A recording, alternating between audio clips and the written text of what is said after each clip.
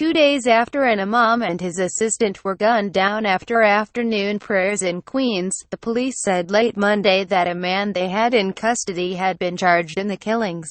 The man, Oscar Morel of Brooklyn, 35, who was taken into custody late Sunday after the police connected him to a hit-and-run that occurred about a mile away from the fatal attack, faces 2 counts of second-degree murder and 2 counts of criminal possession of a weapon, the police said.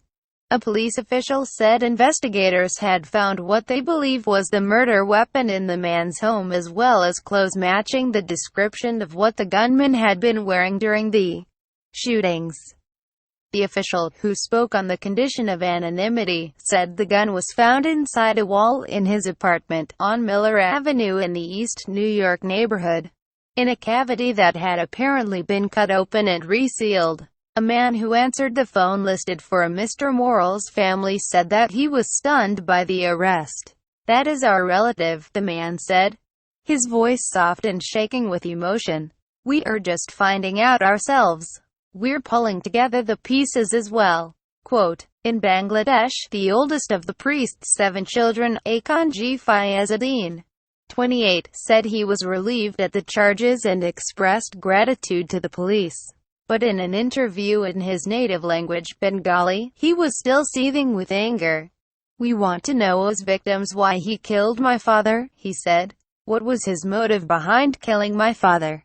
Whether he was hired or appointed by someone else to kill my father, or did he himself plan and kill my father?" Quote, earlier Monday evening, New York City officials sought to reassure members of the Muslim community in New York, saying that a strong person of interest was in police custody. At a news conference, Mayor Bill de Blasio acknowledged the fear that had spread among members of the city's Bangladeshi community over concerns that the 2 men, who were dressed in religious garb at the time of the attack, had been targeted because of reviews their faith. The killings of the priests, Akanji Aladdin, 55, and his assistant, Farimia, 64, have shaken reviews those in the Bangladeshi community, many of whom reside in the area around Ozone Park where the men lived, worshipped and were killed.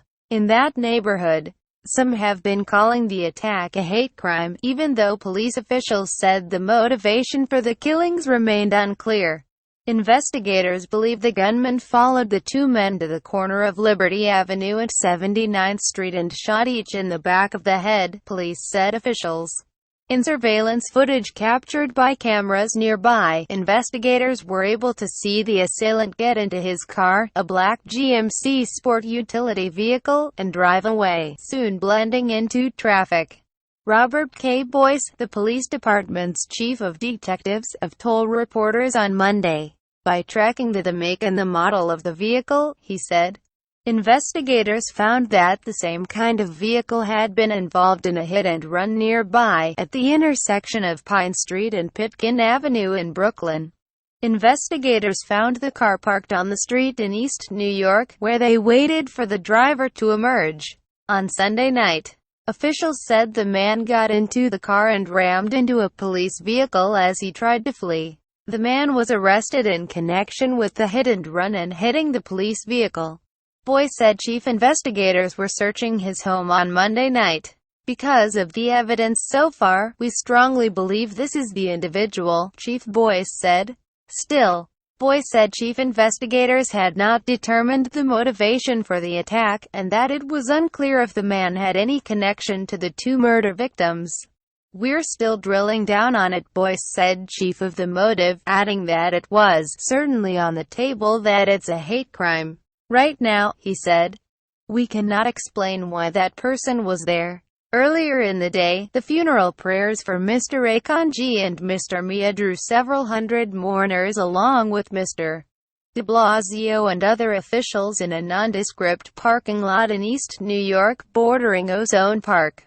The same people who had worshipped 5 times a day at Mr. Akanji's Jame Masjid al-Furqan, a modest 2-story house turned into a mosque, came to get a last look at their priest's closed coffin, draped in fabric of gold and green and resting in the back of a hearse.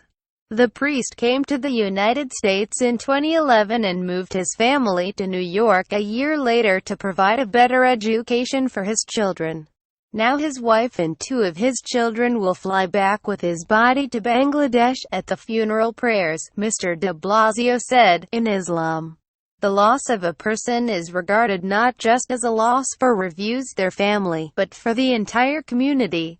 That's something we as New Yorkers understand, again across all faiths, across all neighborhoods, when a loss is felt so deeply, when it affects us all." Several speakers implored the police to increase efforts security in the neighborhood, placing security cameras and patrols outside the mosques. People held signs declaring, "We are Muslims, not terrorists. We want peace. We want justice, and Muslim lives matter." You will see in the Muslim communities in our city, the NYPD will be there in support of this community, Mr. de Blasio said. "You will see today and in the days thereafter extra NYPD protecting our presence."